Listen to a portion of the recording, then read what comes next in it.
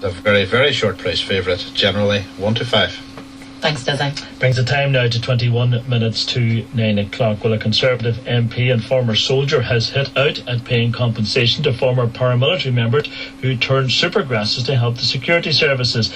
Patrick Mercer, who served in Northern Ireland, described them as touts involved in an extremely dirty business. He made his remarks during an interview with me earlier when we were talking about the IRA and INLA informer Raymond Gilmore, who is now, of course, suing the government after allegedly being abandoned and left destitute by the security services. He was forced to go into hiding some 30 years ago. Well, this is what Patrick Mercer had to say.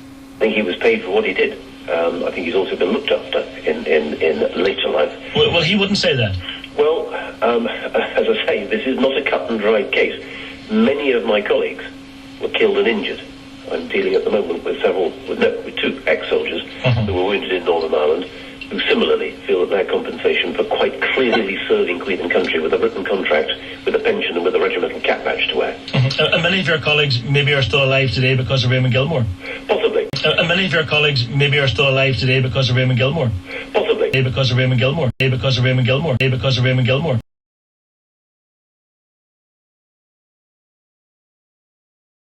And many of your colleagues maybe are still alive today because of Raymond Gilmore. Possibly. It's very hard to prove, and I don't particularly want to make this precise about Mr. Gilmore, because nothing whatsoever can be proved about what these people did or didn't achieve. That was the nature of the case. I'm afraid risks were taken on all sides, and compensation is not something that sits easily with this unpalatable form of warfare.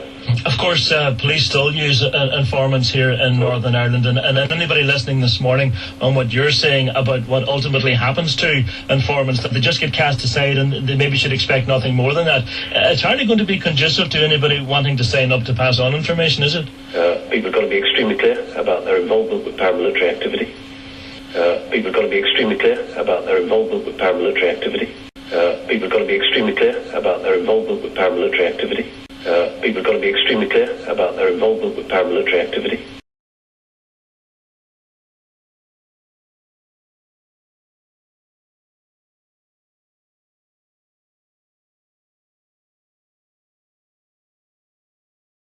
It's hardly going to be conducive to anybody wanting to sign up to pass on information, is it? People have got to be extremely clear about their involvement with paramilitary activity.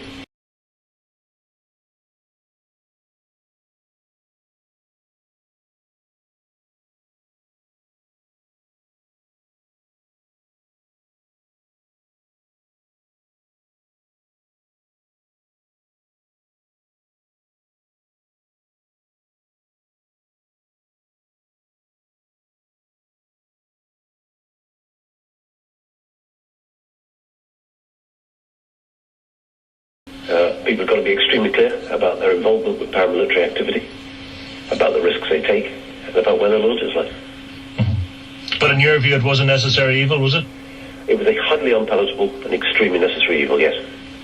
And in terms of the redress now for Raymond Gilmore, he plans now to sue MI5, and I know that there is a committee at Westminster which deals with intelligence matters. What's his chances of getting anything, do you think? There's a committee called the Intelligence and Security Committee, which is perfectly above board and completely visible, which is perfectly above board and completely visible. There's a committee called the Intelligence and Security Committee, which is perfectly above board and completely visible. I'm afraid I just don't know what this procedure is, and I've looked into it in some detail, but I can't find out very much about whatever shadowy procedure this is, if indeed it exists at all.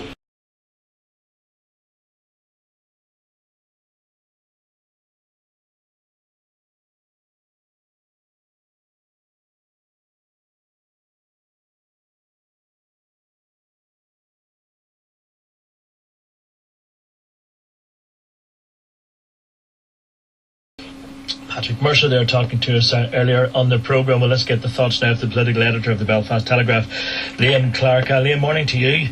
Good morning. Patrick Mercer was arguing earlier there that he doesn't really see the need for compensation because these people were well paid for the information they supplied at the time. Do you think, is this the type of thinking that exists within military circles, given the fact that he is a former soldier? Well, there did seem to be a certain amount of contempt from by Patrick Mercer for people who were recruited locally to help the security services and were, promised the earth when they were recruited. I mean, we got to remember Raymond Gilmore was first approached by the army when he was 14. And finally recruited when he was 17. Now, that wouldn't be, he gave them bits and pieces in between. That wouldn't be allowed now. He was promised the earth. He was told he was the equivalent of a policeman. And Mr. Mercer is correct. He did get some help. They seem to have been contacted by a number of others now. They seem to get help for 2 or 3 years, and then the strings are cut. But you have, in his case, somebody who was plucked out of a community who would have never joined the IRA. And Mr. Mercer was quite wrong to say you should be careful of paramilitary involvement. He joined the IRA and the INLA at the request of the police. And Mr. Mercer was quite wrong to say you should be careful of paramilitary involvement. He joined the IRA and the INLA at the request of the police.